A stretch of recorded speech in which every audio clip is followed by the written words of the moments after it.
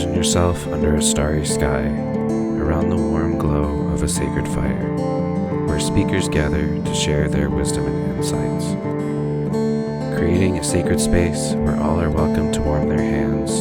Here are your hosts, Sarenth Odinson, Snow, Cabra, and Emily Streaking Fate. Discuss spirituality, mythology, animism, and culture around a virtual sacred fire.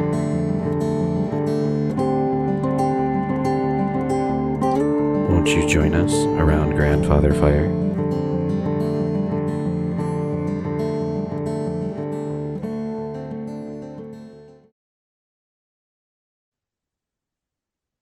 Hail Hermes, hail Thoth, hail Mercurius, hail Idris, messenger, mage, mystic, you who teach astrology, you who teach alchemy, you who teach the sciences and scripts, you who teach language and letters.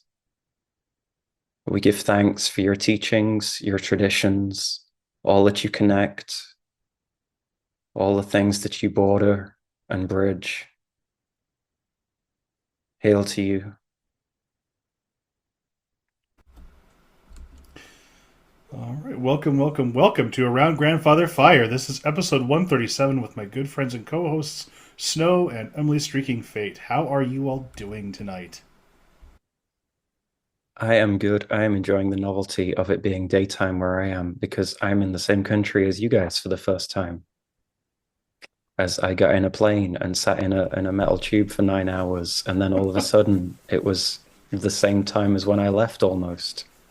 That was weird. Time travel is odd. Yeah. So instead of being in your future, you are now in my future. Welcome. As I went from being in the place where time is defined from to being 3 hours Welcome to behind the you. light for the small amount of time that you're here. Right? Thank you. It is very strange. And it is giving a great deal of amusement and entertainment to the Americans I'm encountering, that all the things that I'm in shock about aren't major things like, oh, they drive on the other side of the road. It's small, trivial things that you all take for granted or don't notice, like the crossings yell at you when you go to the street corners, and there is a switch that makes the sink growl, and things like that. So that has been my experience for the last couple I of did not know that weeks. you did not have sink growlers. Were you? No, I mean, I have another friend who lives in London normally, who is currently also in this country, but on the other coast. And she and I were comparing notes on these switches that make sinks growl, and how both of us were surprised that A, they're real, and B, everyone here just thinks they're normal. Because we've only ever seen them in like horror films and stuff where, like, you know, in Gremlins, the thing gets sucked into one and then the kitchen gets splattered. And so we're like, why does the kitchen appliance want to kill us? It took me a minute to realize you were talking about a goddamn garbage disposal. I was like, why is there a switch to make this? Because I'm staying with my fiance, and so she went to work. And so what do you do the first time you're home alone? You go around and find out what all the switches do. No. And so I did this, and I'm like, that does the light, that does a different light, that does a different light. I push this one, there's a big growl. I'm like, the fuck was that? Switch it back off. Kind of rocking in the corner until she gets back, so I can be like, okay, explain. It's just the house with you saying hello. Yeah, and it's You're so something. precious. Never change. And then I get across the road here, and I push the button to make the lights change, and this voice just goes, wait. Like, the fuck was that? And then all of a sudden it loudly declares the name of the street. And then says, walk. And then in angry red letters across the road, there's a countdown where I can only assume once it hits 0, imminent death will occur as laser beams shoot out because I was too slow It's a crossing the Final road. I mean, Doom this is counter. America. Mm-hmm. Yeah. I How are you, am Emily? good, although our weather is going to get warmer again next week. I'm not really looking forward to 90-degree weather again. But I have been getting out into the forest a lot more recently, which is really nice. I'm looking forward to fall so much. More fires. We did have a sacred fire this week, but I'm looking to forward to many more. But it's been an interesting post-Wep Rompet Mercury retrograde month. So a lot of reflection, remembering, rediscovering type of stuff going on.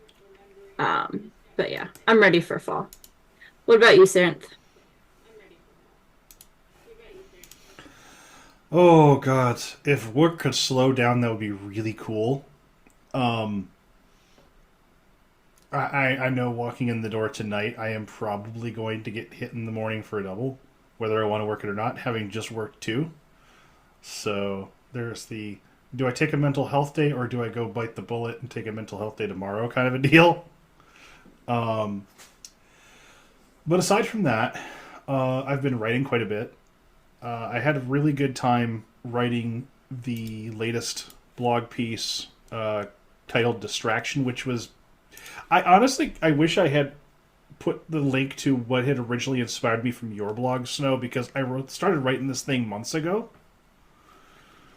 at least 2 months ago. But it was one of your blog posts where you were talking about the supremacy of the written word, and I finally got that done because I was like, I don't think I'm gonna finish this if I just don't post this fucking thing. Because it wasn't a Patreon topic or prayer that had been assigned to me. It was something that I was working on the side. So I'm like, yeah, it's good enough. And I've been having a really good time talking with folks in the comments on it, especially PSVL. Um, for those who do not know, Pisophanus Furious Lupus is an amazing friend of mine, and Air is a very cool person, and people should check out their Air stuff. Um, Aside from that, I'm getting a jump on my next month's Patreon topic, which has been kind of nice, actually. It's kind of nice to get done ahead of time and just let it post when it gets to the proper month. Aside from that, God, I haven't been up to too terribly Submitting much. stuff Mostly just for recovery from convocation work. in February and also working on the Troth's Oh, new esoteric yeah. program. So we've been doing that as Oh yeah, well. that. Oh yeah, I have been keeping busy otherwise. I clearly don't have enough to do. I mean, so long as you don't hospitalize yourself with exhaustion again, we're good. No, Because that's not no. fun. It would be really cool if my daughter would keep all the sicknesses at school too this year. Mm. Because I'm pretty sure the thing that really took me out was when she brought something home from the school and my body was like, oh, look, a tipping point. Neat. So, That was the final straw on top of all of those straws comprised of exhaustion and I overwork. mean, you know, And Mm. dehydration. I'm working on it. I'm working on it. Yeah. I am drinking water.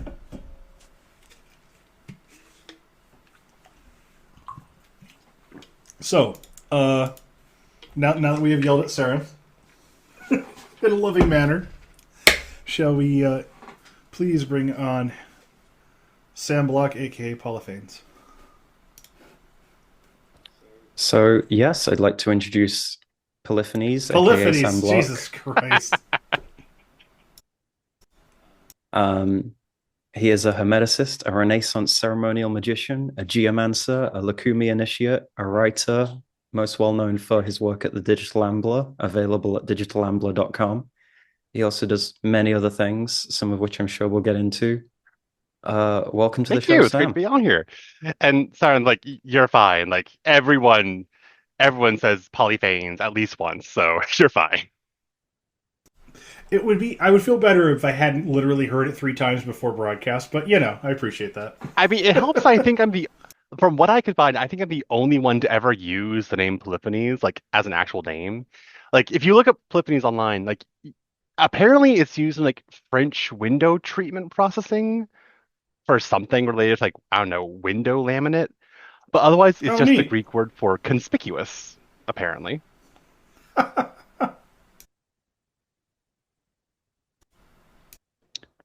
So I guess to start off with, given Digital Ambler is kind of what you're most known for, how did Digital Ambler start, for Oh those who goodness. don't know? Back in the day, back when I was in college, so I'm a software engineer by trade, and I went to university for computer science and engineering.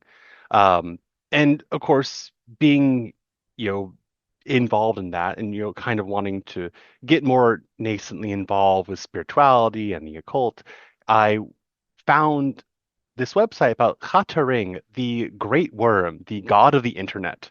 Uh, Very modern, quasi left-hand path, chaos magic kind of invented divinity of the internet, but it caught my interest. So back towards the waning days of my last semester in college, I founded the Digital Ambler over on Blogspot originally, as a sort of tributary board for XaTuring works, musing about the connections between technology and the esoteric. Um, and then I graduated college and I kind of kept it up for a bit, but it just kind of lay dormant for a while because I just wasn't doing much with that there. And then in around 2011, a year after I graduated college, I started taking the Red Work course under my mentor, Rufus Opus. And since that was like one of the golden periods of like occult blogging, in that early 2010s, when everyone had a blog and everyone was writing a blog and everyone was talking about what they were doing for conjurations or consecrations or talismans or this, that, and the other. Well, I had this, you know, dead, vacant blog. Why shouldn't I repurpose it for my own stuff? So I kind of took Digital Ambler and kind of like repurposed it as a blog about my own esoteric and occult practices and experiments and experiences. And it just kept going from there. Now it's 2024. It's still going.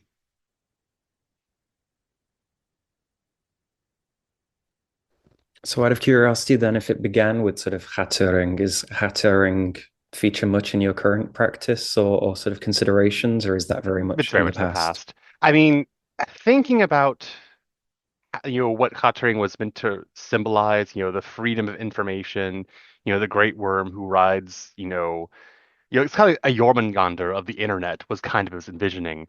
Um, I have to say that my perspectives on what information is and what it does has definitely evolved, as well as like the role of technology and how I consider it, and how it can be like how technology can be ensouled or bespookened, if at all. Um, like, can you have a god in the machine? Maybe, maybe not. There's some kind of paradigms I don't really agree with anymore now that I've actually given them more thought over the years. But at this point, just kind of like in my own personal lore, that Digital Ember was originally a Chattering tributary board, and if it works for some people, it's awesome for them.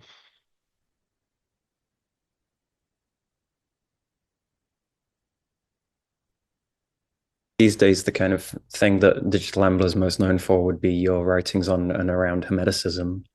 So then, what brought you to Hermeticism originally? So in college, so I a lot of stuff like has originally, if I were to go like all the way back, my interest in esoteric stuff, was from a very young age as a child. But I really started picking up on my own more in the my last 2 years of university.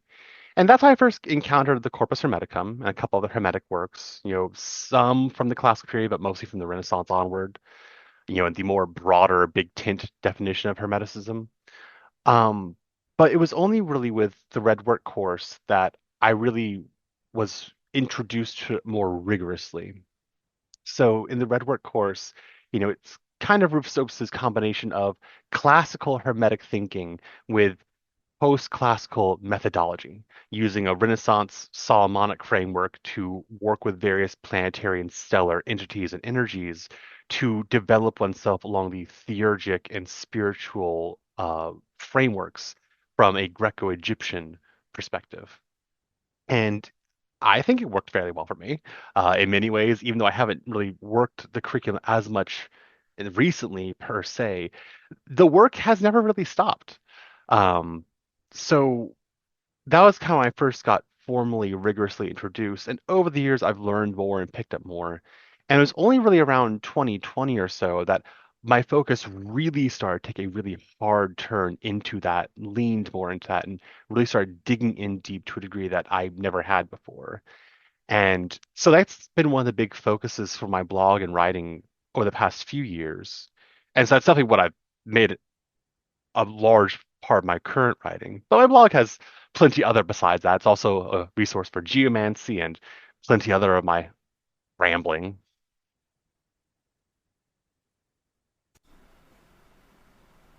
So I guess the question that I have is, we hear a lot about theurgy in the circles that I run in. What is theurgy? What's its purpose? What does it do? Oh goodness, that's a question.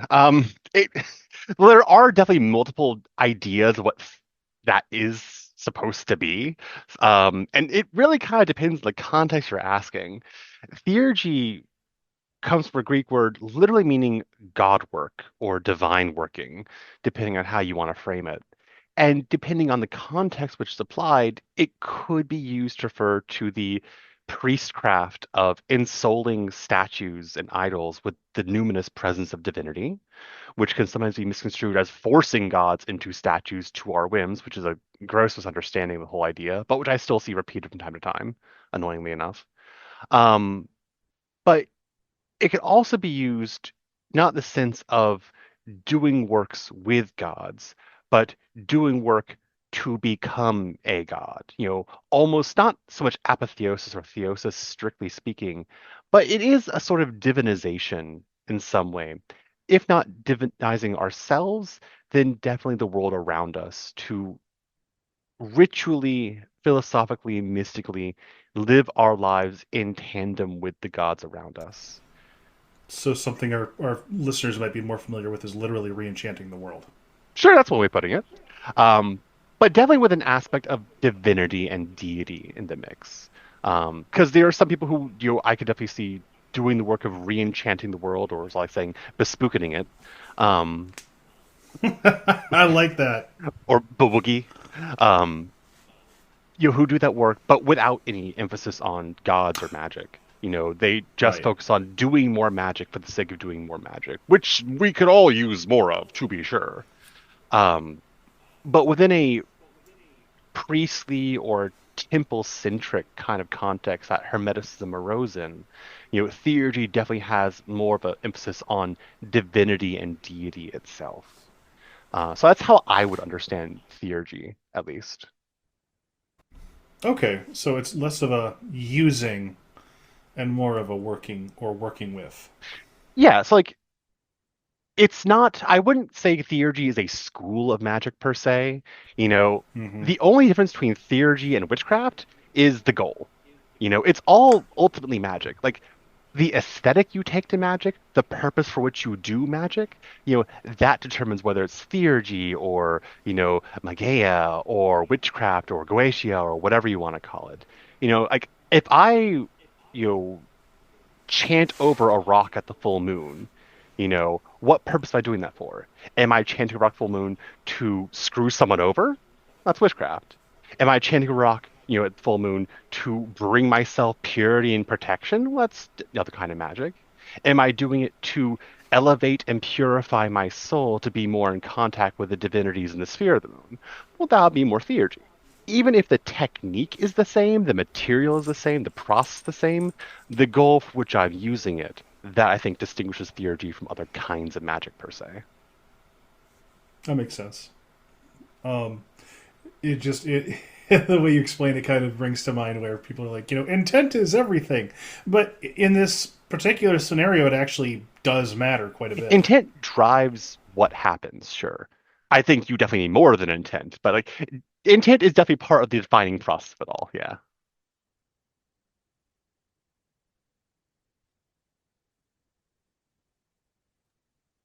So from sort of going off of that then, with theurgy as such a big part of Hermeticism, for those who maybe are sort of used to very modern or Renaissance ideas of what Hermeticism might mean, and then we're talking about this Greco-Egyptian thing, um, with the awareness that you've written about it ad infinitum on Digital Ambler, and I would recommend people do go and look into your Hermeticism series there, which you've wonderfully collected into lists and things for people.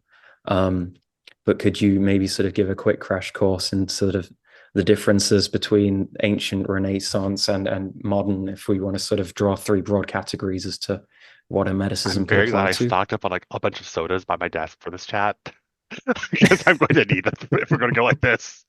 Um, okay, so Hermeticism definitely is a very broad term that can be used a bunch of different ways because the very history behind this word is long, twisted, and twisty and twisting.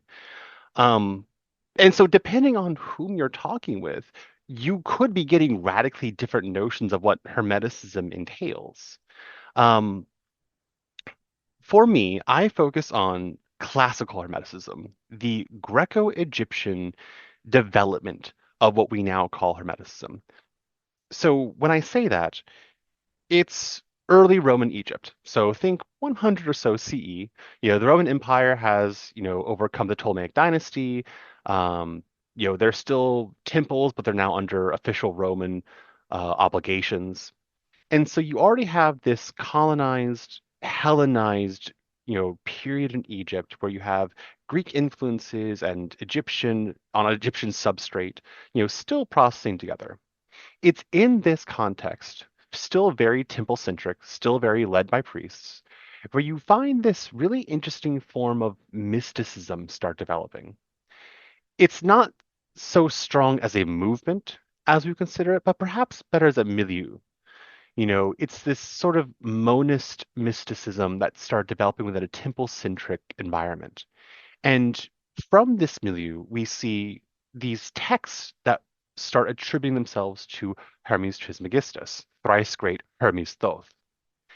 And it evinces this sort of mysticism of developing, ascending, and purifying the soul to obtain the knowledge of the Godhead, gnosis to theou. In a way, you might consider like a Greco-Egyptian maybe parallel to like what Buddhism was in a more Hindu context. Not that it was meant to supplant the existing religions, but it was meant to supplement them instead. So you have Hermeticism as this form of mysticism that builds on the usual temple religions that you would go to. You'd still go to the temples, you still make your sacrifices, you still participate in the festivals. And while worshiping the gods, you then elevate yourself to build on that worship the gods, to reach beyond the gods, into the source of the gods, into the Godhead itself. That's my understanding of Hermeticism. And we see these texts, which we now have today as the Asclepius, as the Corpus Hermeticum, as the definitions of Hermes to Asclepius, and a bunch of other collections of texts preserved sometimes in fragments, sometimes in whole, sometimes in part. We have these Hermetic texts that sort of evince and demonstrate Hermeticism as was developing back then. But when you start having Christian hegemony in the Roman Empire that started forcing the temples to close, that's when we start seeing this philosophical, mystical side of Hermeticism wind down. Because again, it was kind of centered in the temples, and when the temples shut down, so too did this kind of milieu. But that's only one half the equation. The other half is the quote technical Hermetica, the spooky stuff, the magic, the astrology, the alchemy. That goes hand in hand with the mysticism. Again, theurgy is the intent, but the magic is the technique. And so this magic was replete through Egypt. You look at the Greek magic papyri, the Demotic magic papyri, the Coptic magic papyri, and just all these cursed tablets littering the entire Mediterranean basin, all over the old world. You see this very rich, developed form of magic that was constantly in use. And but So many lead uh, tablets. it's a useful material. It's cheap. You can buy rolls on Amazon today. It's very convenient. Um, so you still have a lot of these technical works also ascribed to Hermes Trismegistus. And so these are also been called the technical Hermetica. And boots on the ground, you can't actually separate the technical from the theoretical, the practical from the philosophical. They go hand in hand. When you look at texts like the Discourse the Eighth and the Ninth from the Nag Hammadi corpuses, you see this mystical, philosophical side bound up in ritual chanting of vowels to elevate the soul through the planetary spheres. The discovery of this discourse, Discourse in the Eighth and Ninth, was a bombshell at the time last century to which really revitalized and just completely turned on its head everything we understood about Hermeticism. And so all kinds of modern academic understanding of Hermeticism really changed with that. So even though the mystic stuff kind of got, quieted down with the closing temples, the technical stuff still kept going and still kept being developed in astrology and alchemy, which was then picked up by especially Islamic occultists, who then kept it up along, with their work. They reformulated it and kind of reaccommodated it within a more Islamic and monotheist context, but the magic was still the magic. And then that got brought back into Europe, during the Renaissance. And so you have this alchemical, astrological, technical side of Hermeticism apart from the mystic stuff. It was only with the recovery of the Corpus Hermeticum with Ficino's translation in Renaissance Italy that we start having this mystic stuff going on again.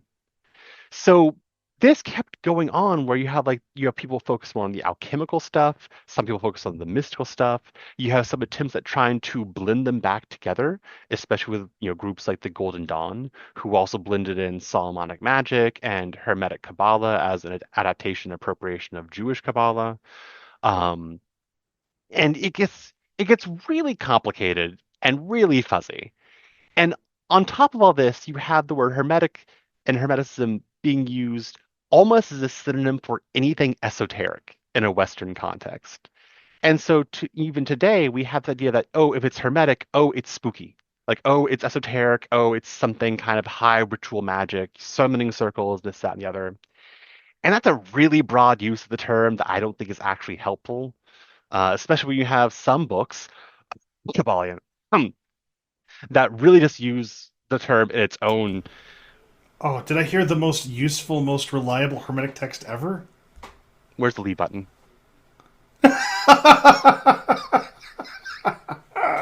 But so you have some people who use the term Hermeticism almost as window dressing for anything spooky at all, which really kind of just makes it used in a way that's all about vibes. Nothing of substance is all about vibes. Which, of course, leads into one thing I'm also known for online is my constant vindictive, vitriol against the Kabbalion, which I'm sure will be a question at some point during this.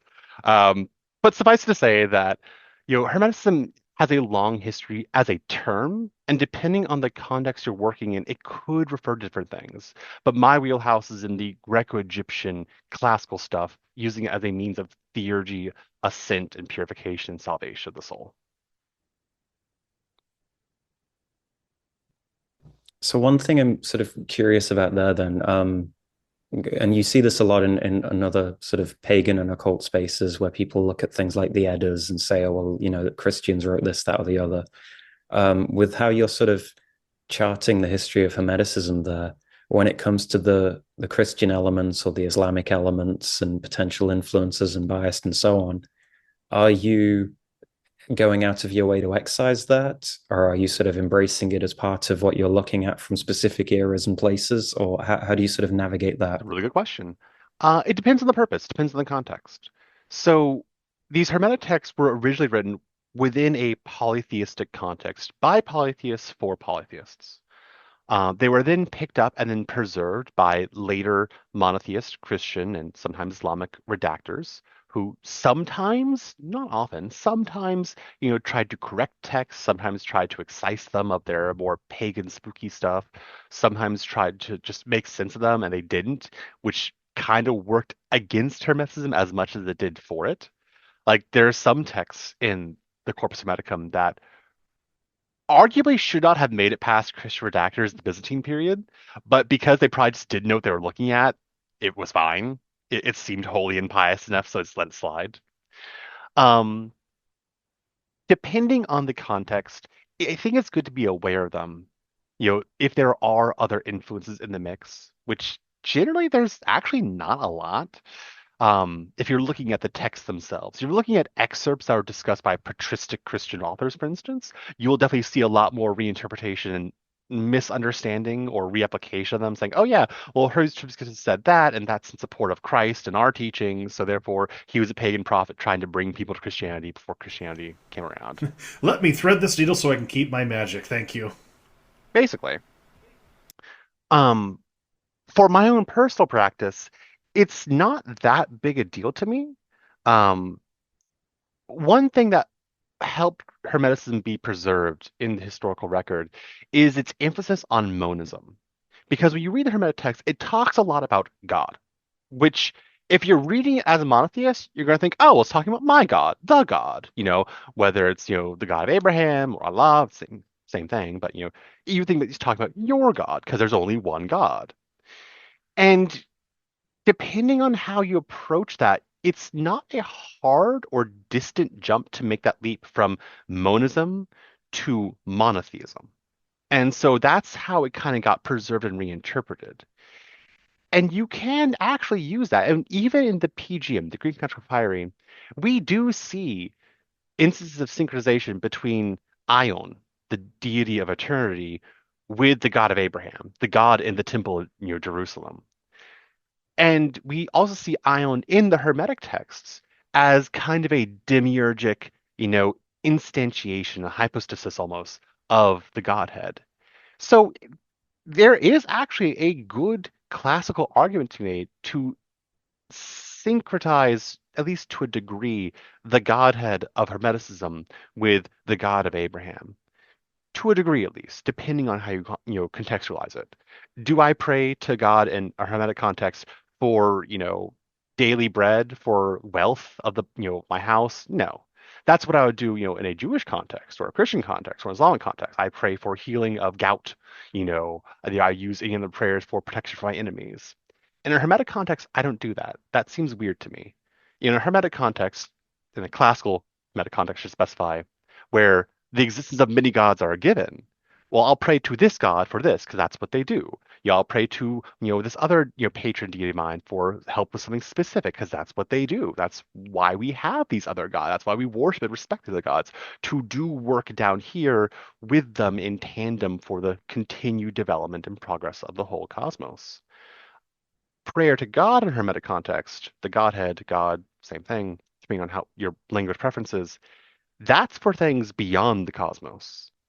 And so depending on, the mystic context of, Christian elements or Islamic context, Islamic mysticism or Sufi mysticism or Jewish mysticism, depending on the mystic elements there, that might well be appropriate within a Hermetic syncretized context. Depends. Kind of rambling answer though, sorry. No, I appreciate it because this is something that gets talked around, but not to in a lot of contexts. I mean, oh, sorry. Go ahead. Go ahead. So like I don't think we give the ancients credit enough, especially in our modern times, with some more exclusivist tendencies and strains and religious contexts, of like how freewheeling they could be with taking in any influence, any inspiring idea, and just making it their own. Like, Hmm. I'm an Orisha priest. I'm initiate. I'm an ordained priest of Ogun in La Regla de Ocho Lukumi, Santeria, Afro-Cuban Orisha worship. And while we do keep to our regla, our protocols of worship and revering Risha in traditional ways that we don't steer from, when you look at the history of how all these practices came about, the Yoruba took everything they could from anything. Like one of the sacred things we use is efun, a white powder used to calm and cool and insulate. Traditionally, it's Calvin clay. It's a particular kind of mineral that's easily available in West Africa and also actually surprisingly easily available in Cuba. But in Cuba, you see a shift towards eggshell chalk. Why eggshell chalk? Well, because it's also reasonably available. It's, practical to use, but also it's conspicuous consumption because finely powdered eggshell is a makeup ingredient for cosmetics. So there's that. And Oh. then today, you don't even so much see that anymore. When you go to a Botanica and you get little bricks of cascarilla, effun, it's plaster of Paris, which is even easier and cheaper to use, and it crumbles even more nicely. So like that's like a more practical idea of like using whatever you can because it works. When it comes to, syncretizing gods or synchronizing practices, if it works, it works. If it's fun, it's fun. You know, that a lot of people just do that. in India today, you have various Hindu temples that include Jesus as a deva, include Buddha as a deva, include all sorts of gods not within a Hindu context as Hindu gods. If it works, it works. So like when it comes like again as Snow mentioned the when people talk about the Eddas and it's like oh well we can't pay attention to that because Christians wrote it up. I mean would that really have mattered to a polytheist spiritual context? Like would they have thought it was cool? Would they thought it was useful?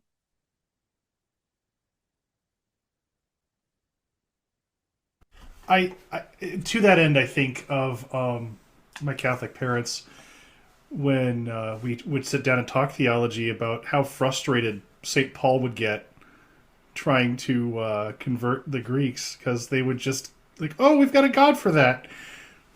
Um, like the temple to the unknown god. Oh, we got you covered. Don't worry. And how frustrating it was for him, like because I asked them, I said, okay, well let's take what Paul said seriously. What if that was correct? What if that was the correct thing for them to do? And you can kind of see the gears turn in their head, and then there's still a little bit of smoke. But I mean, I it's one of the things I appreciate about polytheism is that yeah, everybody can jump in the pool. We have enough room for the term God that it can be stretchy.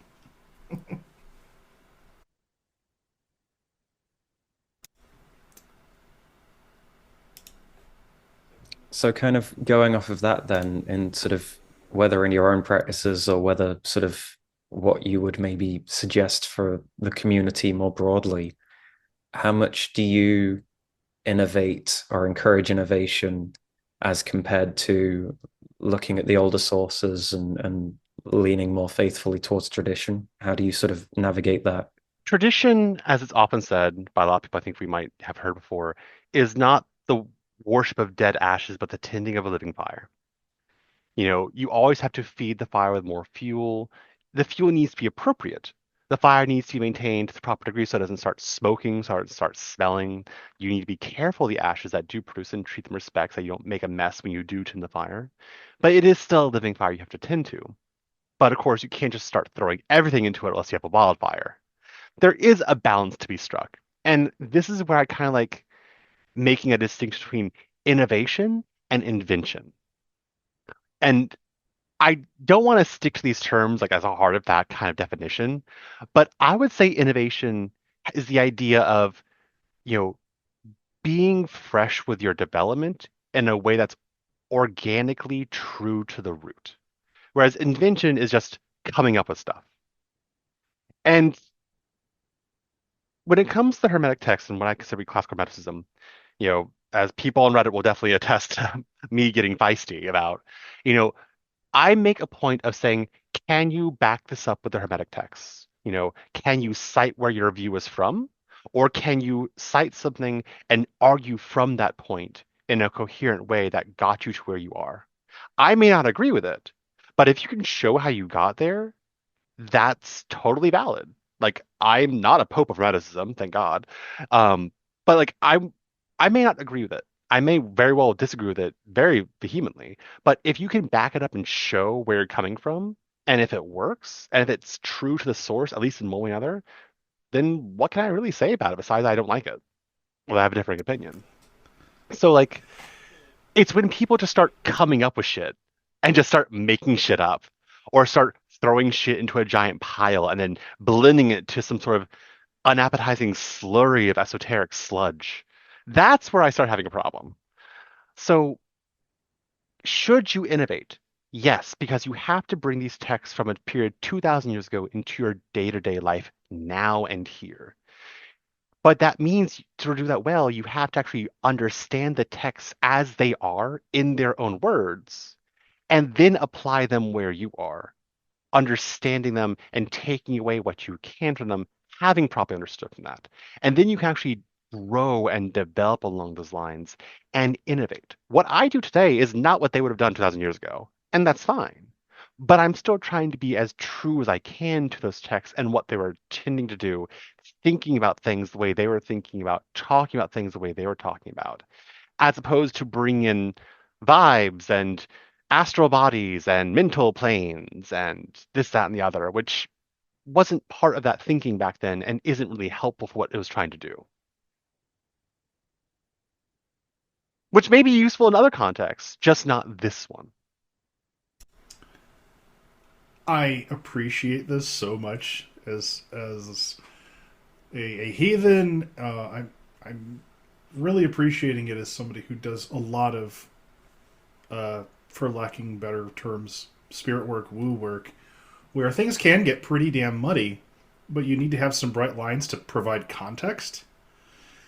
And a lot of what you're talking about sounds very similar to the processes that a lot of heathens, Chemetics, Greek polytheists go through when they're trying to, for instance, verify a personal gnosis, or when they're trying to reconstruct as accurately as possible an ancient form of magic in the modern day that might have disappeared or been recounted on one or two pieces of paper. A lot of what you're referring to with the worship of a living flame versus the dead ashes also speaks right to where I'm feeling the connection here. I I wonder if there's a point at which you run into a Ship of Theseus issue. Because it's one of the things that I hit with regards to reconstructing Sather, for instance, where people will say, okay, but the only reference we have is this one specific passage in Eric Sagarautha where they go into the dress, but they don't talk about the song. We know there was a song, we just don't know what it is, for instance. At what point when you're trying to rebuild this thing is it a Ship of Theseus issue? And how do you handle that? Can you clarify what you mean? Like, what's the risk there? So if you take all the planks and you replace all the wood, and the only thing that you have is the original reference photo for what this ship used to look like, are you still steering that same ship? And I'm not sure that there's a practice that I could point to in Hermeticism. Maybe the example you provided earlier with the Nag Hammadi script, which flipped Hermeticism on its head, can provide a clue to this. How did you guys go from, okay, this is how we do things, to this is how we do things? Is there a particular process which makes more sense in the context of Hermeticism? Because you're talking about going back and reading and reconstructing as much of the original material and then working with what you got in the modern day. What does that process look like in a way that is cogent to the tradition? I know, when you say you guys, like it's kind of like weird because like I've always been on my own. Um, so like, uh, and to be clear, like when I talk about the bombshell that was the Nagamai, library being covered, at that point, the prevailing opinion was that Hermeticism was a, purely literary phenomenon. Like it was a bad armchair Platonism that kind of got really weird and esoteric at points that kind of did a disservice to Greek philosophy and the majesty thereof. And so, any kind of like actual Egyptian magic per se was just a literary farce made to make it seem more exotic. But no, it turns out like there actually is Egyptian magic in this. Like that's actually a thing. I don't know if that situation actually applies to the thing I'm doing because the Hermetic texts, even though they're often called philosophical versus practical, I find them all very practical because they are all guiding signs to a particular path as it is. Like it tells you, here's the way to live. Here it tells you here are the things to avoid. Here are the things to focus on. Here's how you should develop yourself. Not necessarily in any specific way, but it does kind of set up a framework for mysticism. Um, Okay, so a lot of the guesswork is not having to be filled in because the text tells you this is the aim. Okay, so as far as aims go, correct. It does tell you very clearly, here is the aim. Like the aim is to cease your suffering, to cease your addiction and attachment to embodiment, to elevate the soul and to, become God, to become one with the Godhead, to rejoin the divine source of all creation itself. Like that is like very clearly said to be the goal. And there are some high level pointers on how to achieve that. Join reverence with knowledge, don't be evil, avoid certain tormenting activities, and so forth. There is plenty of guys to work in, like, how do you actually implement this? What prayer should you say? How should you purify yourself? What offerings should you make at what times? And we do capture a glimpse of that in other various works, and you can kind of see how it might come together to support the goals and aims of these Hermetic texts. But yeah, I don't know if the ship of Theseus idea here kind of applies because you have the blueprint. Whether you have the original planks or not is immaterial. And if it'd be great if we had a living tradition medicine that actually passed things down from 1,000 years ago. That would be fantastic. And depending on whom you talk to, there may be some influence in some lineages of Sufi orders that could possibly preserve some Hermetic influence. You see how I'm really couching this as much as I can here? It is a possibility, but there's a lot of what ifs in that. So, like, we don't. But Sam, the Hermetic Order of the Golden Dawn. Good for them. I'm very proud of them. Give them a good pat on the head. Um, that's one of those more broader use of the term hermetic than I would personally prefer to use.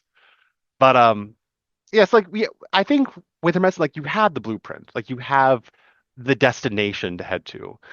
What specific path you take, so long as it gets you there, I think that's all important.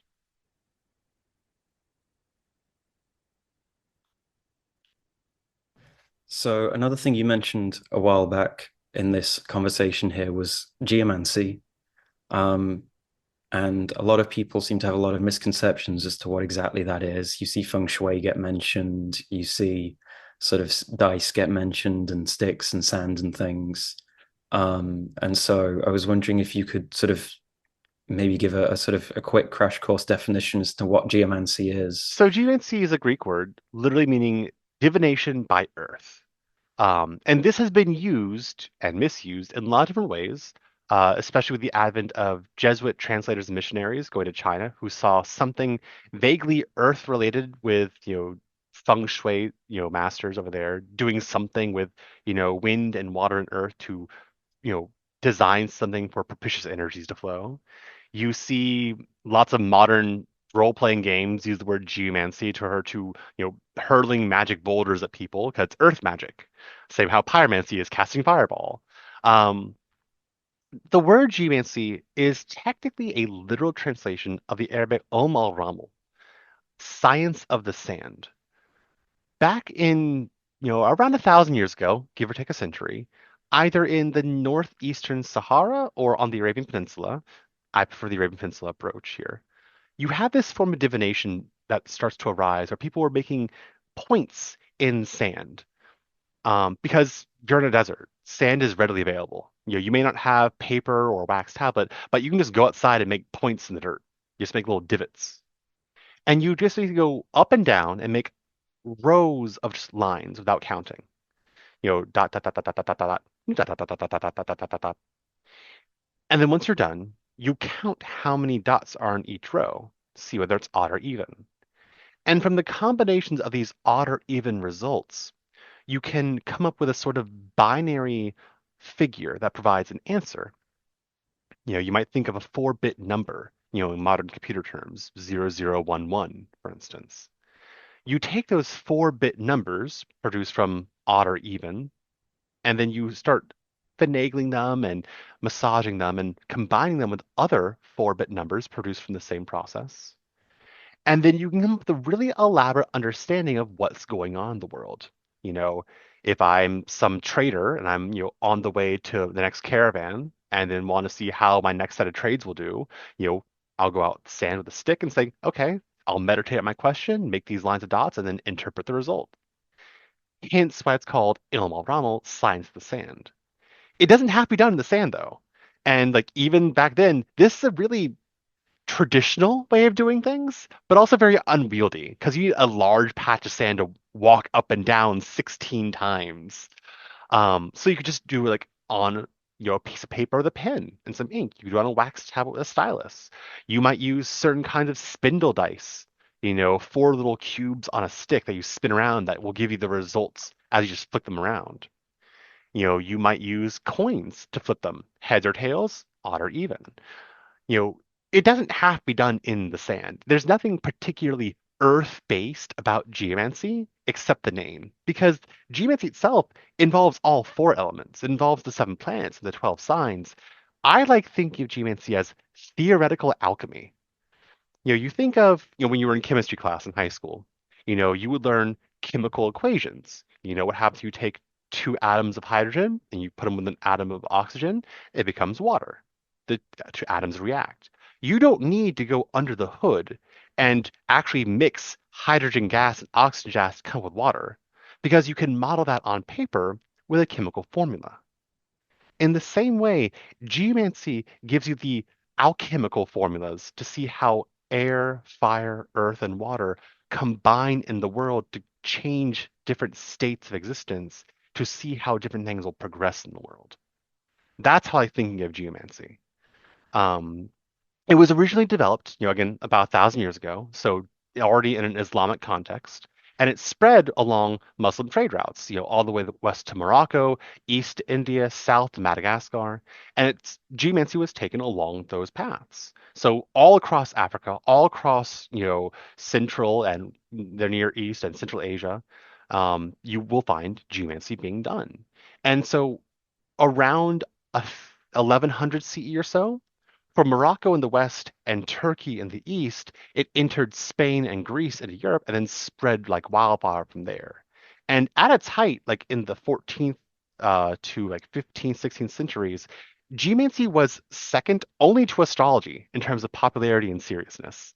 Like you would find it taught at universities, classically speaking. It was used by Nicholas Culpeper to help diagnose, medical issues alongside astrology. You see geomancy done everywhere. It was more popular back then than tarot cards are today. And then, of course, it got regularized and, kind of turned into a parlor game of sorts, and a lot of the magic and intuition was taken out of it. And so it kind of went to a downturn around the 17th century or so. And then the Enlightenment period came around, the Industrial Revolution came around, and kind of got quieter from there. But been enjoying a bit of a renaissance in the past couple of decades, where a lot more research has been done on it, a lot more translation work from Latin and Greek, and increasingly Arabic and Persian. So it's a good time to be a geomancer. It's a good time to start learning it.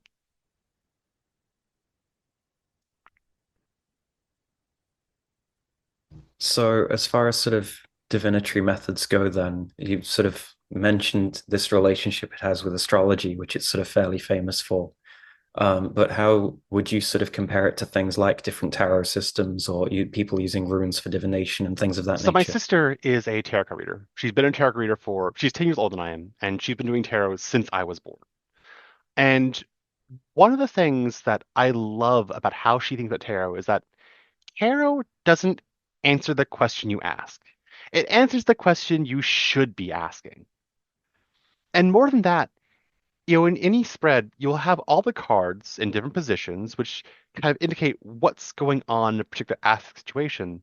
And then it's on you as the reader to come up with an answer. Here's all the evidence. What is your judgment? Geomancy is the exact opposite. The way a geomancy reading works, you get a figure literally called the judge, like that's its placement, and the judge gives you the answer. It straight up tells you, here is the answer, yes or no. It will or it won't. You will get it or you'll lose it. Very explicit, very blunt. So instead of having all the evidence that builds up to an answer, like you do in a lot of other forms of divination, geomancy gives you the answer up front and lets you dig as deep as you want for any other evidence, any other specifications or clarifications, as much as you might need. So like when I would do client readings, you have all these other readers who do tarot or runes or whatever, and they would charge by the time, $30 for half an hour. I can't do that because for me, a geomancy reading could take 5 minutes. It could take 50 minutes. Even if the question is the same from person to person, because they might need different amounts of information. If all they need is yes or no, that's all you need. You're done. send you on your way. But if you need to know yes or no, and how, and why, and who, and in what context, and the originating cause of everything, like if you need to dig in deep, we can do that. The same chart can do both. So it really Oh, depends. that's hilarious. I have a very similar process with rune reading, which is why I charge a flat rate for mine. Yeah, you charge by the query. Because it's like, I've had some instances where it's, we're going to draw one rune for this, and that's the answer you've got. And if you really want me to dig into the why, great. But it's context at this point. It's not a question of whether or not it's going to be X or Y.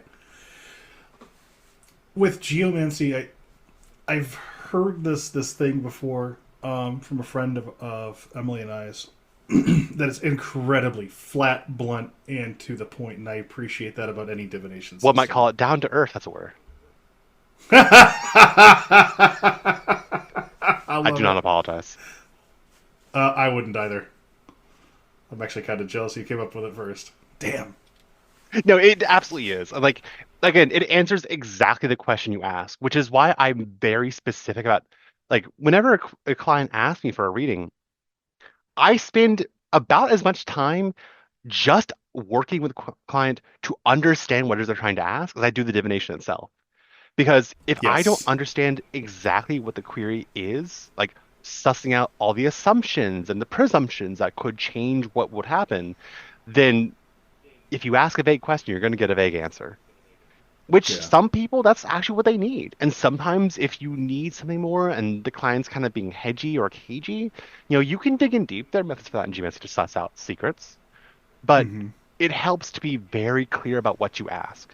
It's like, for me, I have the 3 C's of divination. A good query should be clear, concise, and concrete. And if you have those 3 C's, you're golden, as far as divination goes. But it'll be very direct. Like one time, I remember early on in my geomancy stuff, I was experimenting with past life regression, sort of, with geomancy. Doing a reading, like, what happened in my most recent past life? Assuming I had one. And the only thing I could get out was you died. You died and were probably buried. Which, okay. All right. Thanks. Oh, that's fucking great.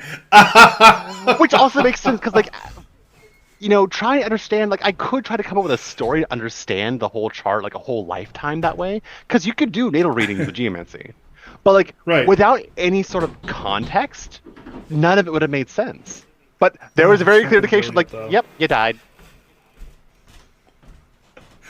Which, yes, that. I fucking love that. I have had situations like that in readings where it's that to the point, blunt. You ask the question, you got an answer. I don't know what you were looking for. But that's actually a really great point on question formation, though, because like the concrete thing, it's like you're asking a concrete question. Is this actually the question you're trying to ask? I have had instances where I had to ask a client to reframe a question like 3 different times because the runes kept getting really jumbled when I'd bring them up. And I'm like, all right, something's not clicking here. What are you actually asking? What are you actually asking? And geomancy Because has. it's not this. Yeah, sorry. No, it's cool. But geomancy has protocols in it from what you just said. Yeah, it has ways to actually kind of like, it'll tell you if the person isn't thinking clearly. It'll tell you if the person's keeping a secret from you. It'll tell you if the person is just there to test you. Like, there are actually absolutely rules and techniques to suss all that information out. That's really And cool. sometimes, like, they come in use not because you're trying to protect yourself as a reader, but because sometimes the person really is lost and they need to ask something, but they're not at a point where they can ask it yet, but they do need an answer. And so there are ways you can work with that. Sometimes a vague answer is what you need. It's not great. It's not ideal if you have to be in a situation. But sometimes you just need something to chew on. Kind of like a Delphic oracle, something to meditate on to get you through. I guess to that point, what does should questions look like in this system? Because should. So, okay. So if somebody's saying, should I do this or should I do that? What does geomancy do with those kinds of questions? I'm curious because it's a very protocol heavy. It tells you yes or no. Oh, you neat. like you Okay. should do it or you shouldn't do it. I Okay. know that. So I know there are a lot of people out there who don't like doing should questions because like, oh, what do you mean by should? Does it matter? I mean, I assume you know your needs better than I do. If there are certain Mhm. assumptions, like should I get married? Okay, to whom? When? In what church? Mhm. Sometimes those kind of assumptions do need to be clarified. But sometimes you just like, should I go to work on Monday? I mean, if it's that kind of a dumb question, like I'm not going to take your money because yeah, you should. But if like you're actually deliberating, taking a course of action, like geomancy has this one rule that I like using called perfection.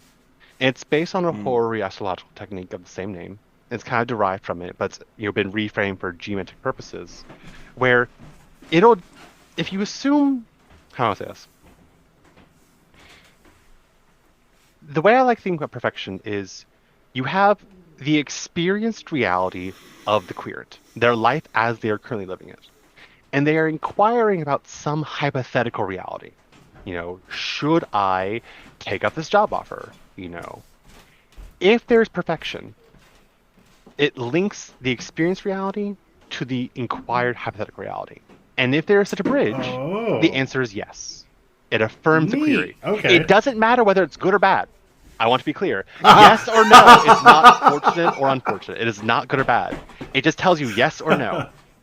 So if there is a bridge, the answer is yes. What you are asking about will happen, or you should do it, or the person is doing that thing you're asking about, whatever. If there is no bridge, then the hypothetical reality stays hypothetical, and you're not going to get there. The answer is no.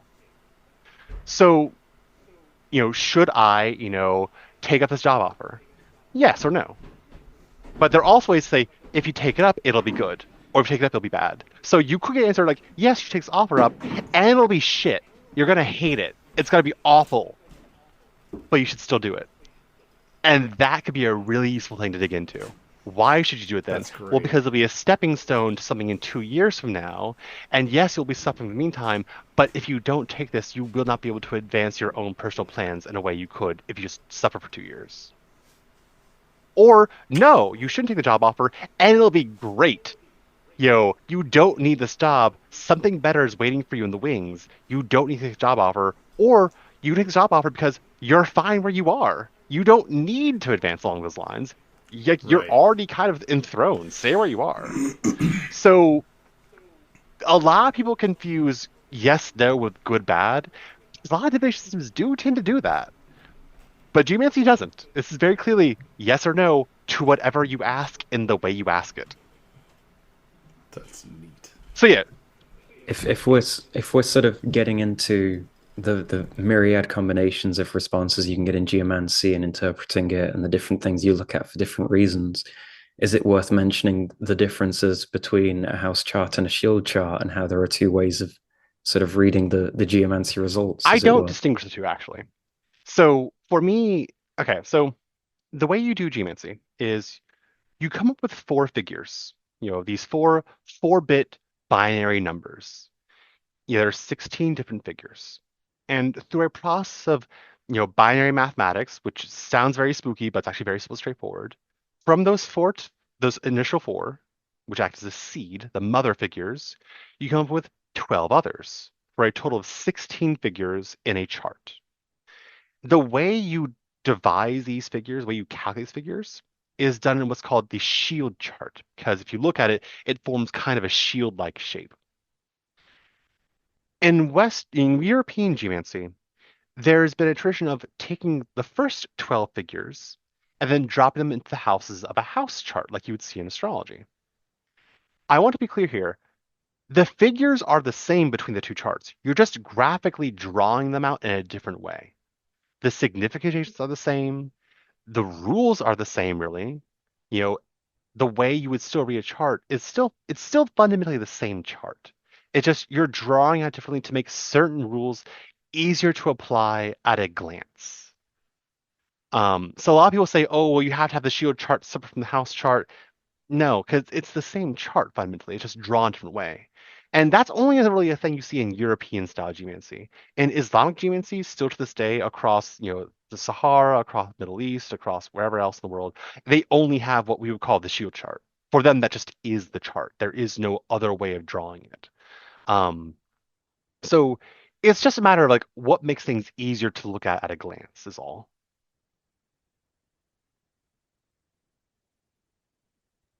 And what I always found interesting in your own work is how not only do you view geomancy as a divination system in and of itself, which it is, but you've also built upon it and expanded upon it with all these different sort of mystical and magical elements to the point where you have a geomantic calendar and geomantic rituals and things like that. Could you maybe talk Sure. about that a little So bit? in Europe, when geomancy was developed, it was only ever basically as a form of divination.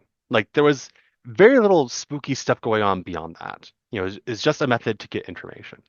But when you look at Islamic geomancy, all across where it's practiced, you see ample bodies of mysticism and magic intertwined with geomancy thoroughly. Like, oh, if you see this figure in this part of the chart, oh, you're going to be cursed, so you need to chant this surah from the Quran, 99 times. You need to give your charity on this day of the week, and you need to, make an offering to the Jinn of the Crossroads, on Saturday night. Like you will see ample stuff built and baked right into geomancy in Islamic context, involving ritual and magic, and how certain figures are associated with certain prophets or certain parts of the Quran or certain other holy texts. It's really elaborate, and that just doesn't really exist in a European context when you look at the historical literature. So, in an attempt to kind of build on that my own way, I kind of take what inspiration I can from what little I can find because there's very little in English about Islamic geomancy as such. There's not enough translators doing that kind of work. Um, it's changing very slowly, and there's a couple works I'm aware of that are coming out in the next couple years. I'm very excited for. Hopefully along those lines that'll start changing that. But there's just so little in a European context about geomantic magic as such. There's some stuff you see, but not a whole lot, which is why the works of geomancers like Al Cummins, is fantastic. He's a great magician, for all sorts of different reasons. He's a great scholar, great writer, great teacher, and one of the things he specializes in is geomancy. He's a good colleague, a good friend of mine, and he has like a whole series of classes on various kinds of geomantic magic. What dirts are associated with different figures, what rocks and stones and plants and animals, how can you use geomancy in a ritual way, which is sorely needed for us all nowadays. Um, but yeah, it's like it shouldn't be that hard to quote spiritualize something that's already spiritual, especially when it's already done elsewhere in the world. It's just a matter of it making sense in my own context is all.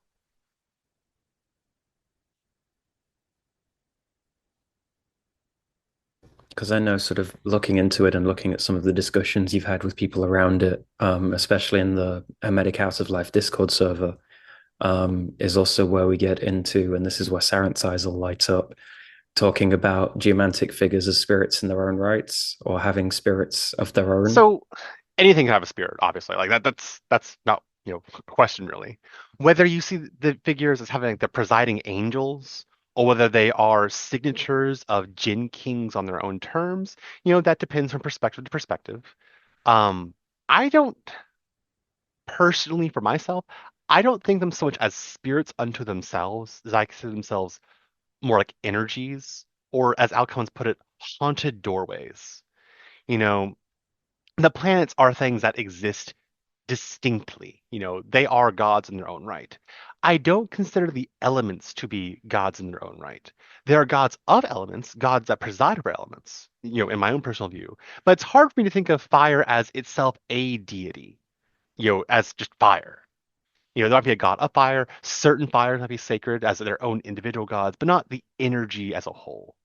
Likewise, geometric figures, thinking of the system as a theoretical alchemy, the figures are just combinations of elements. Earth and air gets you this figure. Fire and water gets you that figure. Fire and earth gets you this figure. And so through interpreting and seeing these patterns of, elemental forces, I see whole worlds in them. And in those worlds, there are all kinds of spirits or reflections of spirits in their own ways.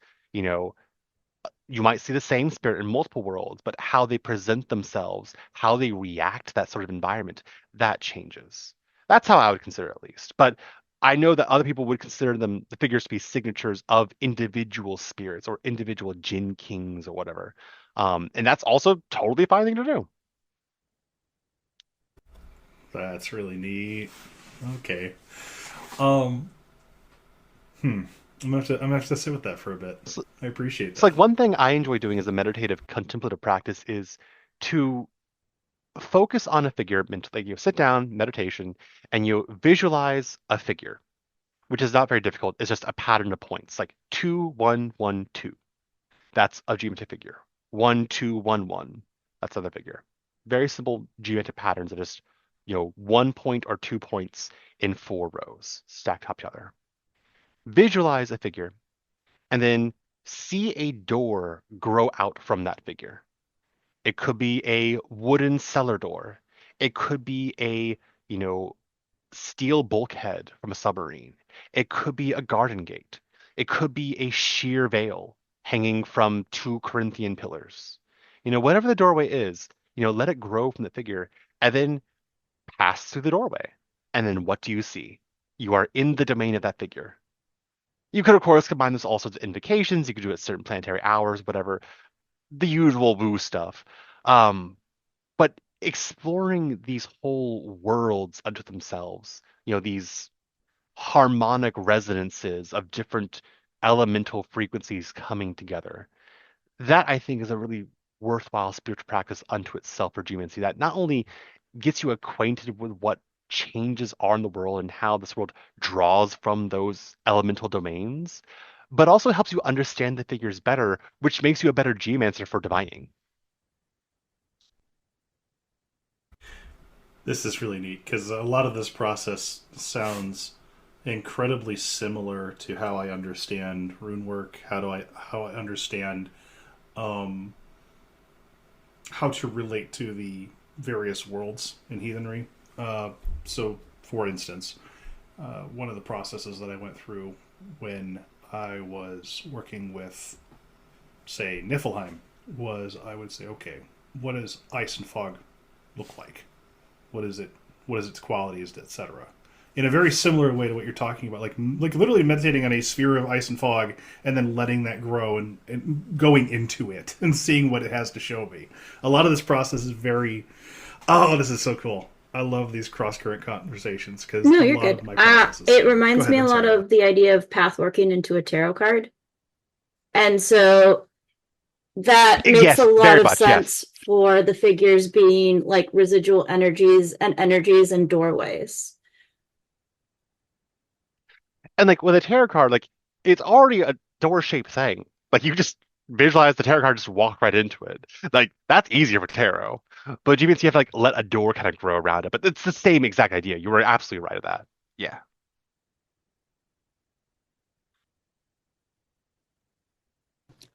So trying to be conscious of the time and I'm aware that you cover so many things and we could be here all day talking about the infinite number of things that you do and Oh write goodness. about and so on. I was wondering if we could maybe talk a little bit about your being a Oh yeah. Lukumi initiate. So I guess first off, what is Lukumi for those who don't know, and how did you get into it? So as I mentioned earlier, the proper full way to refer to the religion is La Regla de Ocha Lukumi, the protocols of Lukumi style Orisha worship. Lukumi is the demonym, the ethnonym for the slaves taken from what we now call Nigeria, Yoruba land, into the Caribbean, specifically Cuba, during the transatlantic slave trade under the Hispanic colonization of Cuba. Um, these slaves are also taken everywhere else across the New World. You have slaves taken to the Americas, you have slaves taken to South America, and depending on the colonizer and the enslaver, the kind of social context might allow certain religions to be preserved more easily than others. In the United States, for instance, it was a much more difficult struggle for indigenous African religions to be preserved and kept around than it was in Brazil or Cuba or Trinidad. I'm not saying it didn't survive because it absolutely has in its own ways, but it had different paths to fruition in different contexts. So in an Afro-Cuban context, you have these, slaves taken from what we now call Yoruba land, from a people that we now call Yoruba, but at the time they were calling themselves Lukumi. And as the centuries and decades passed, you have this coalescing of religious traditions worshiping these gods that we call Orisha. And then with these gods, there are certain acts of initiation and ordination that grant us access to walk with them, to work with them, to administer medicine to the world. The idea here is that all religion, all spiritual activity is medicine.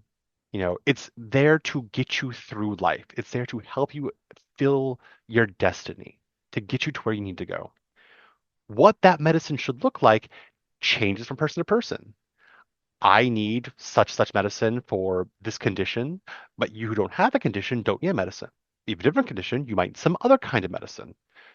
Not everyone needs initiation. Some people just need a consecrated charm and you'll be on your way. Some people need to make a certain offering to get some extra help. Some people need to make a whole commitment to the religion or to save their whole lives. Depends on the person. So what we call Lukumi is also popularly known as Santeria, which is very commonly used. In some minds, it can be considered a derogatory name, kind of like how you might call Catholicism popery.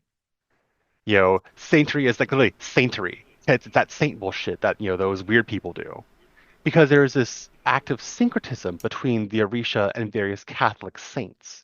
So you'd have all these slaves worshiping, Our Lady of Regla or Our Lady of Charity, in their own weird African ways. So they have like really fervent devotions to these weird saints because they're really worshiping them as Orisha with a Catholic mask, as it were. So that's how it kind of got, as Santeria. Whether you call it Santeria or Lukumi or Ocha, which is the diminutive form of Orisha, Ocha, it's all really the same thing, at least in my context. How did I get involved with it? I have a long story that I could originally point to orgies at furry parties. And then from Nice. so it goes. Just meeting certain people from there, hot tubs involved or otherwise, and then just making connections from one person to the next, and then one person to the next, and eventually I got to meet this man who would eventually become my godfather, who would invite me to certain Orisha-related events, and then I kept going to them, and I kept feeling the tug that there is something there. It's like, this is beautiful. This feels nice. This feels welcoming in a way that I'm kind of unfamiliar with. Should we get this checked out? Because, with Orisha religion, everything happens with Orisha's assent and consent. Like, if they say no, it's not happening. You don't get initiated in Orisha just because you want to. You get initiated in Orisha religion because you have to, and they say so. So for me, it was like, when I eventually got that reading, it's like, yeah, door's open for you. We're waiting. And then in 2016, I made the commitment and then went through the initiation process. And then here I am today. My 8th Ocha birthday is coming up in October. Oh, fabulous. Yay. Happy birthday. Thank you. It's like 2 days after my actual, natal birthday. So it's like I have October 8th and October 10th. And I distinguish them as my, Ocha birthday and then my flesh birthday. And for some reason, people get so weirded up by the idea of flesh birthday. I appreciate like, it. Like say, oh, like when's your happy birthday? Not your Ocha birthday, your happy birthday. Like they're both happy for me. Is yours not? Mm-hmm. I mean, especially if it all goes back to a furry orgy. Absolutely. Right. Yeah. That's a flesh birthday. Apparently, I was impressing people with how long I could hold my breath under a hot tub. I don't know. I don't remember. Nice.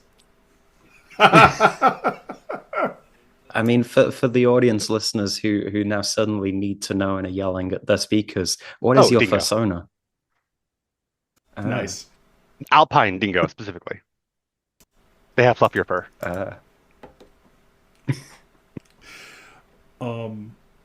Something you mentioned that I kind of want to pick your brain on, because I have heard a couple of different ways of phrasing this. For for instance, that the Orisha are not actually gods, that they are just spirits, they are emanations of the One. And like I said, I've heard this like 3 or 4 different ways where it's like they're gods on the one hand, they are emanations of the divine on the other, and then they are like lesser spirits, or if there's a god, Olodumare, who lives out that away, and these are the spirits that are most involved with us here.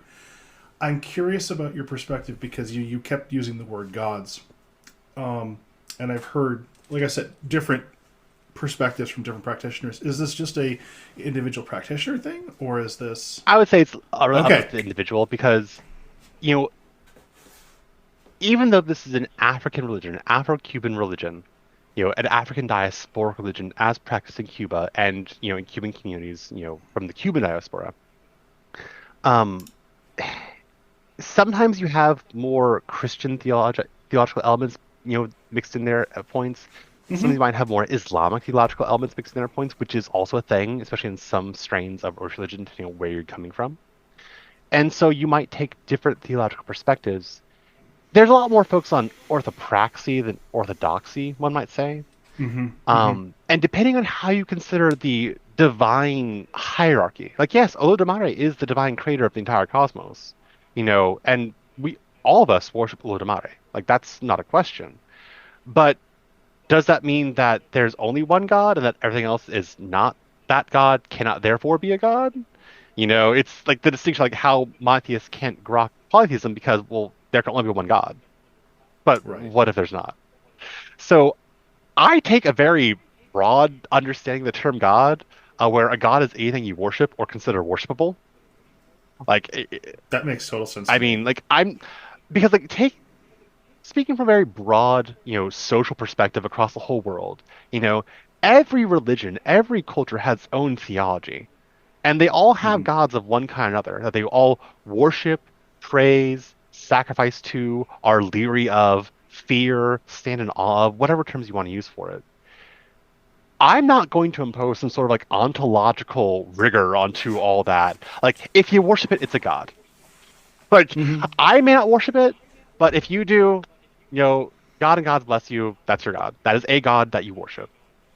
So, like, for us, like, we sing the praise of Orisha. We sacrifice to them. We make offerings to them. You know, we hold large, expensive galas and feasts in their honor.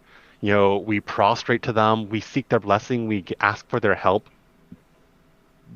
Would they not be a god? So it depends on your kind of theology and like, can there only be one god, or like, what is your understanding of a god? And then some Right. people, like, I know people I respect who don't consider them to be gods, who consider them to be just saints.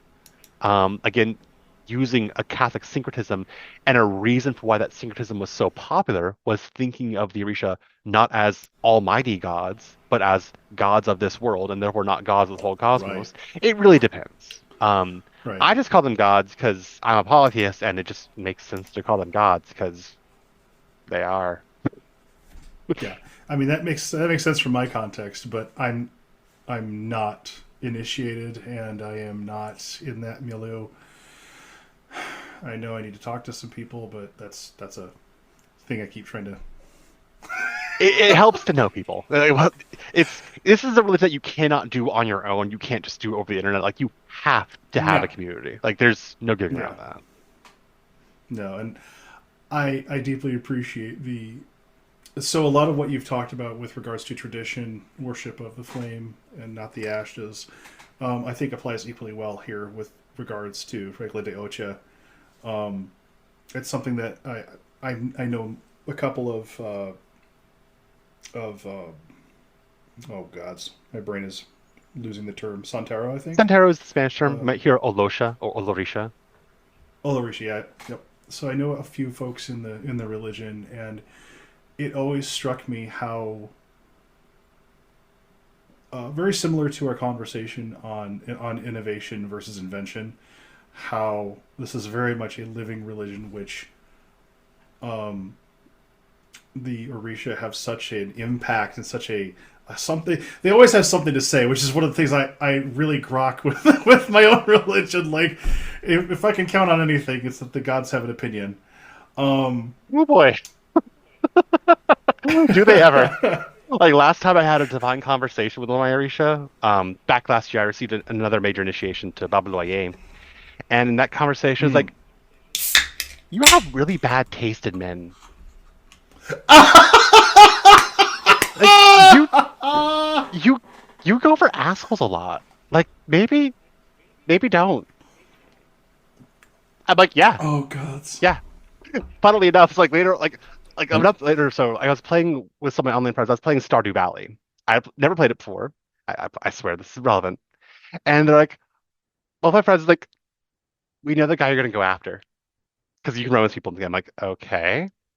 And so I'm going through the tutorial. I'm meeting different people, and then I meet Shane. Oh god, I fucking almost called it. And, Goddamn, yeah. And there's like this very pregnant silence. I'm like, fuck both of you. Like, how dare you? You're right. So, I mean, that was very good confirmation right there. So, Mafeta Orisha, they know what they're talking about. When both the divine and your friends are sitting you down going, not everything needs to be a fixer-upper. Like, I don't care about fixing them. Like, something just stay broken, that's fine.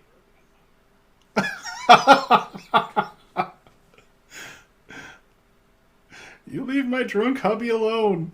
So, yeah, it's like, gods definitely have an opinion. And, again, it's medicine for your life. And if something's wrong, they're going to call it out. Sometimes very brusquely. To be fair, if it wasn't brusque, would you pay attention to it?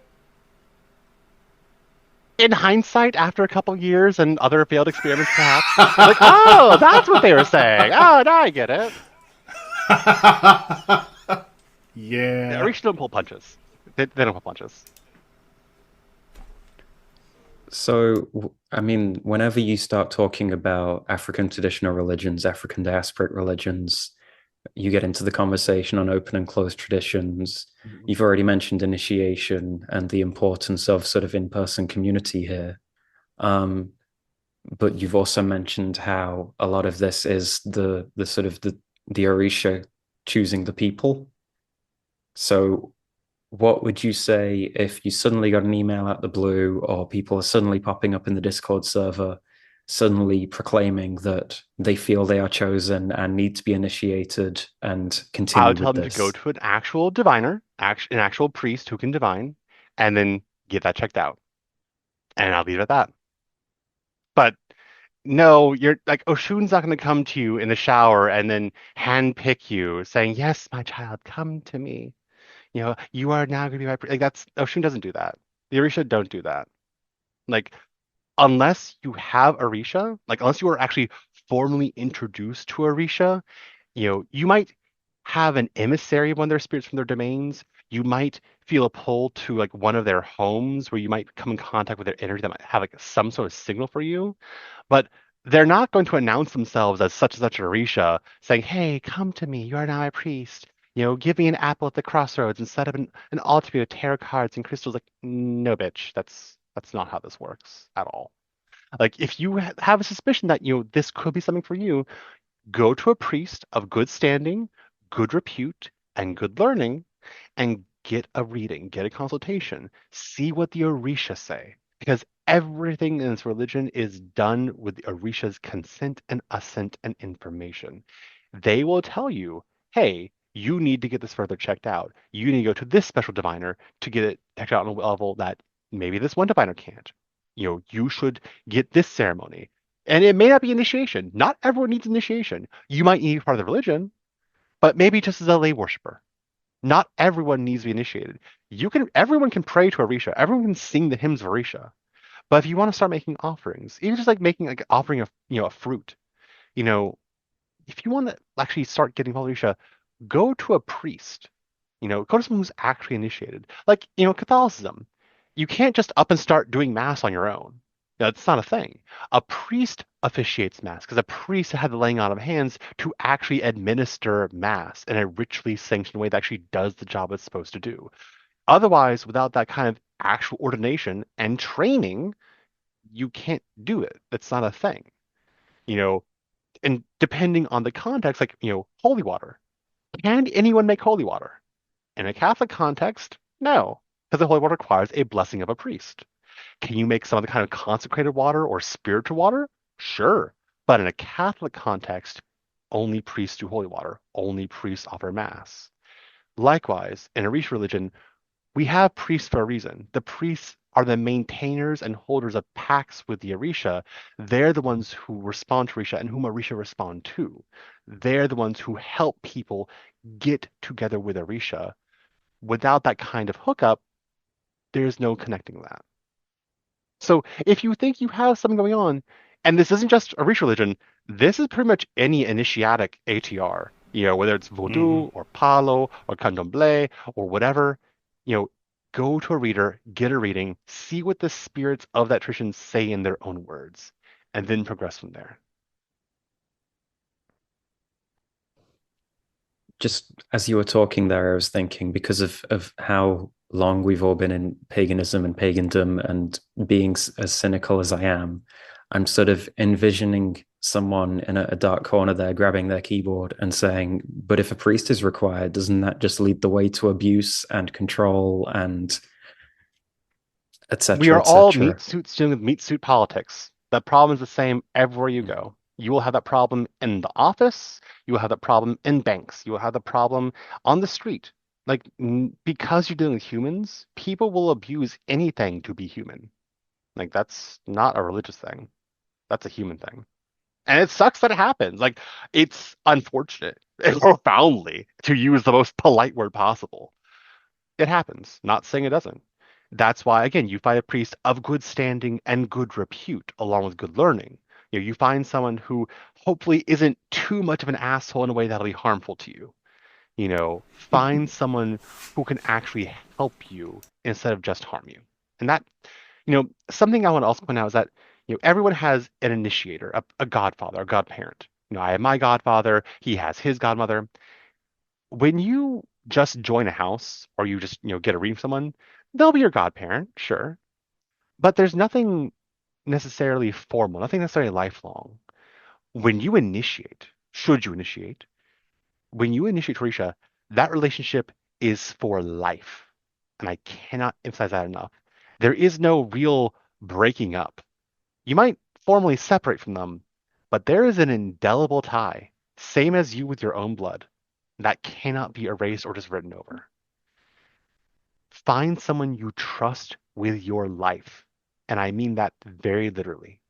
If you get serious about this religion or any related religion, you find someone who's you think you might click with. You find someone you think is actually smart and worthy of your time, and they're worthy of you. See if you actually trust them with holding your life in their hands. If you don't, you either need to spend more time with them or you need to find someone else. I cannot emphasize that part enough because I see all too often people get involved and make these lifelong ties with people who ultimately hurt them or abuse them. And even though they might separate themselves, there's always still some sort of connection and tie that you can't just do a working to just snip the cord. Not a thing. There are lifelong obligations involved in both directions. It sucks. It occurs to me, as we're sitting here talking about this particular thing, this is something that I think is beginning to come up for folks in polytheist paths as well. That when it comes to certain initiations, that is something people are also going to need to be very careful with for very similar reasons.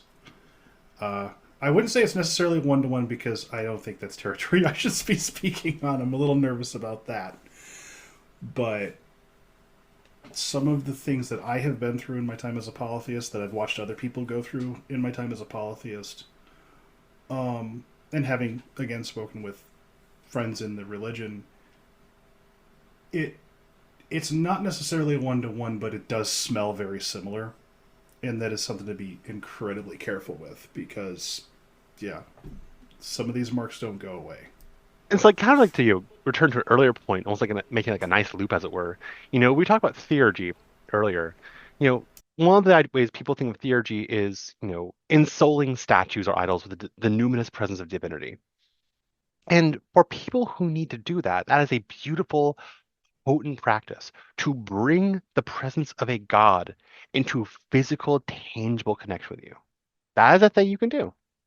Should you do that? Most people don't. Most people do not need to do that. If you struggle with keeping a cat or a parrot or a human child, if you struggle with that, you think that's not for you, you should not do that with a god because they are just as demanding and take just as much work and labor and care and attention. Yes. Not just to feed them and clothe them and propitiate them, but to keep yourself pure in a way that you constantly keep interacting with them. Like there's obligations for that. There's actual rigor in that. So if you struggle with keeping up a pet or a child, you probably don't need a god and like living on your altar. Can you still make offerings to them? Can you still pray to them? You still invoke them? Absolutely. But do you need their physical presence and a constant body for that? No, not necessarily. That's something you should talk about to see if you want to take that relationship to the next level. Initiations religions is often the same idea. Do you need to get initiated? Maybe, maybe not. Maybe your path in life isn't to initiate at all. Maybe you just need to say a couple nice words to Risha, get their blessing, go on your way. Maybe you need to initiate, but maybe not to Orisha. Maybe you need Palo instead. Maybe you need Voodoo instead. Maybe you need some other religion entirely from another continent instead. You need something, but you're not going to get it from Orisha. Maybe you do need Orisha, but maybe not the person you're thinking of. Maybe you need Orisha with the person you're thinking of, but not now. It all depends. And so thinking about what you need and how you need it delivered to you, you know, that's you take that seriously like how a doctor with their own medication. And people try to rush it and trying to amass or initiation records like they would Pokemon. Like that doesn't help anyone. Like don't do that. Yeah. Don't do that disservice to yourself or to the gods. Because at that point you're just getting up with like a whole bunch of obligations about that you can't keep up with. For people in a Tibetan Buddhist context, you can go get empowerments, but each empowerment has a cost. It has a practice that goes along with that you have to keep up with. If you can't do that, you shouldn't get that empowerment. Same idea with other initiations and religions.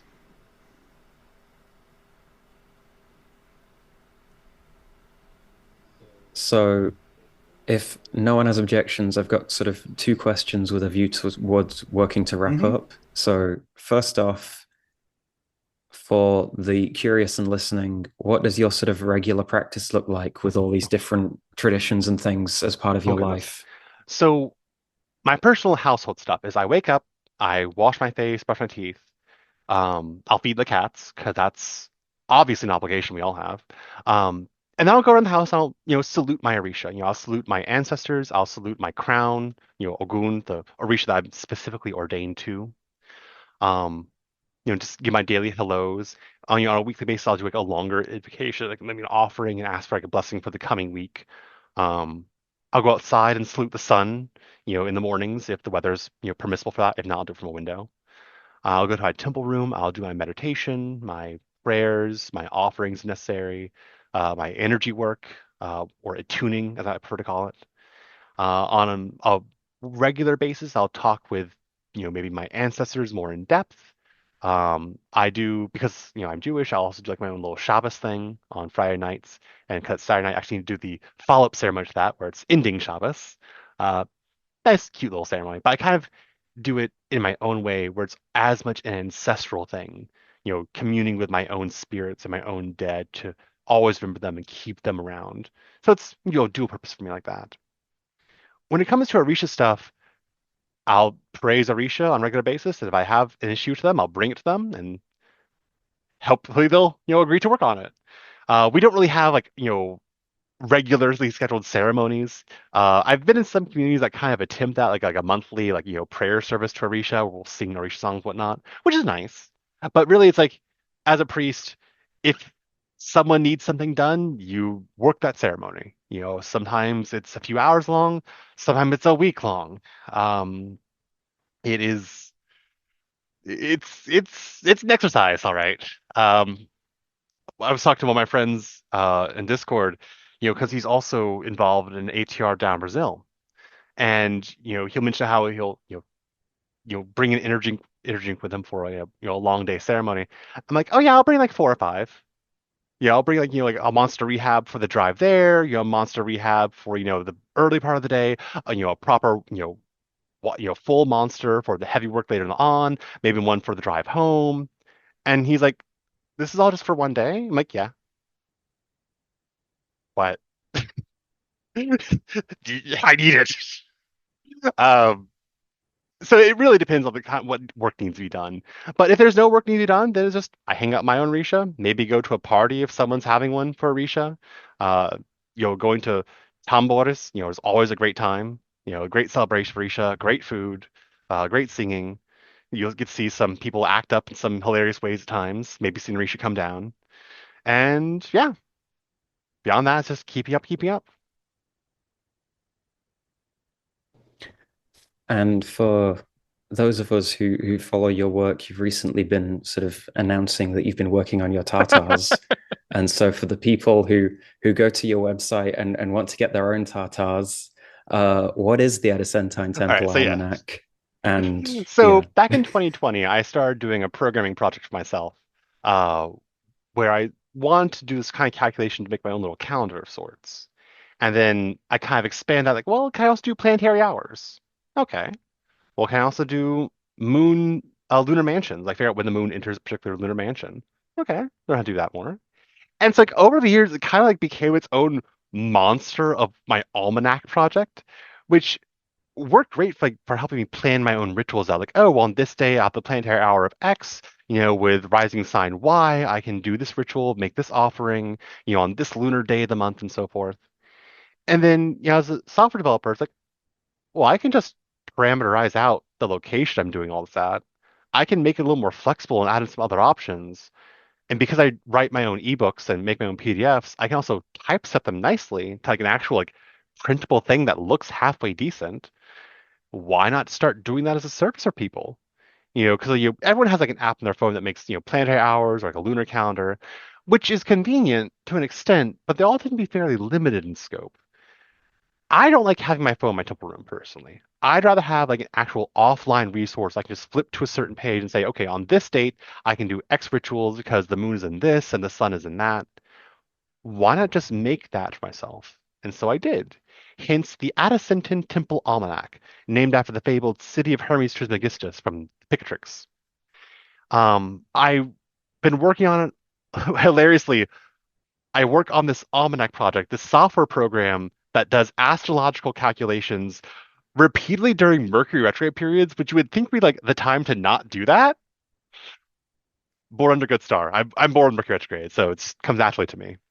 So like that's like been the pattern over the past several years. So I just kept leading into it, and then earlier this year, I finally got to a point where I was actually happy enough to make it public. And then since then, I've been taking requests for your own personalized astrological ritual almanac for your own location on Earth, for like where you live for a whole year. That was released earlier this year, and this past couple weeks in this Mercury retrograde period, I've been working on getting version 2 built, which I'm adding in a whole bunch of new features. I'm going through making the program much more efficient because it takes like the program took like 4 or 5 hours to run. Now I'm getting down to like 2 hours for a whole year, which is a vast improvement. Still trying to get it down shorter, but I just usually just schedule it to run while I'm sleeping at night, and I wake up in the morning, it's like, oh, it's done. So it's meant to be as flexible as possible, within reason. How do you reckon start of lunar month? Do you reckon on the conjunction of the moon and sun? Do you reckon at the first sighting of the moon, the sunrise after the first sighting of the moon? Do you want certain aspects? Do you want planets beyond the traditional seven? Do you want fixed stars beyond the 15 Bohemians? What sorts of ritual windows do you want? Do you want, recurring lunar event, based on the day of the lunar month? Based on the phase lunar month, do you want recurring events listed to do X, Y, or Z? So it's a project I'm really proud of. And I've been working on the past couple weeks, and I'm actually coming close to the end of my to-do list. I got some good results today that I'm going to start moving into like the testing and like reformatting phase to get the output drawn up nicely. So yeah, that's the Addison Almanac. So if you're interested in that, stay tuned to my blog. If you go to my website, digitalambler.com or digitalambler.com, and you click on the Almanac menu, you'll see the page where I talk about Tata and how to get one for yourself. At this point, I'd recommend holding off until around November or so when I release version 2 in preparation for 2015. But if you want to keep up that, there's also a mailing list I keep up with for also announcing it. So feel free to invite yourself. I hope you mean What I 2025, say? 2015. Yes, 2025. Thank you. It is Mercury retrograde, all right? Sorry, that wasn't me. That was not my fault that time. Yeah, no, I got one of the. I think I was part of the first batch of getting the almanac commissioned from you, and it has been a wonderful resource and very helpful and very interesting just to look at and see what the sort of sky weather's doing even outside of ritual planning and such. So I'm really excited to get a new set of tartars Hey, next I'm year. glad. And yes, the acronym was Um, completely intentional. Yes, we all love tapas. so yeah, that aside, where else can people find you and follow your So work? the Digital Ambler is my kind of home base of operation. That's where all my large work is centered on. I am on Twitter and Mastodon and Blue Sky and Facebook.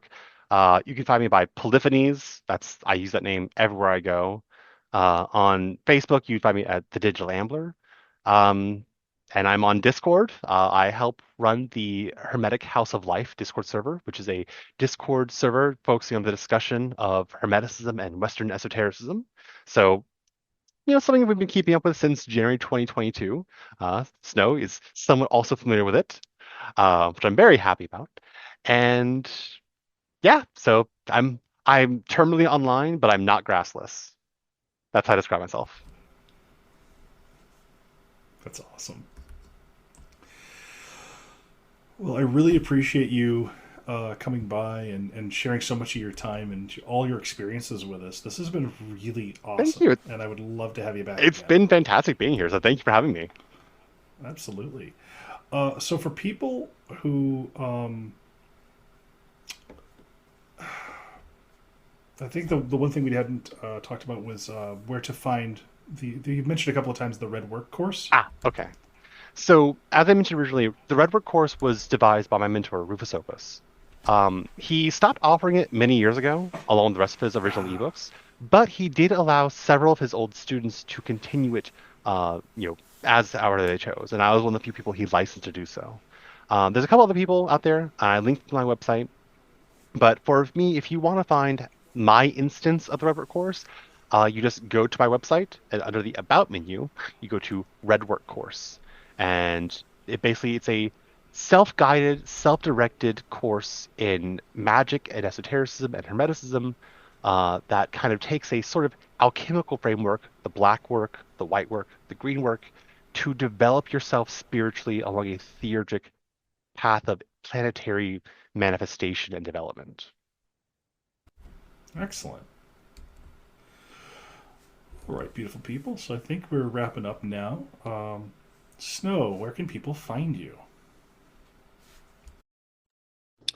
You can find me at snowthegoth.com or linktree/snowthegoth. You will find all of my things there, including my new solo side project of my own independent podcast, which goes with my blog. I started this Discord server that goes with that. I am doing lots of thinking about tarot currently, so there will be something written about that at some point, and a follow-up on my post of mysticism will come about at some point. And I'm considering this the formal reminder to kick my ass into gear into getting on with the Red Work course, which I have been sort of entered into and yet have yet actually got to. I have to get further than the introduction, as it were. So, but yeah, you can find me in all those places. I'm also hanging around the Discord servers a lot.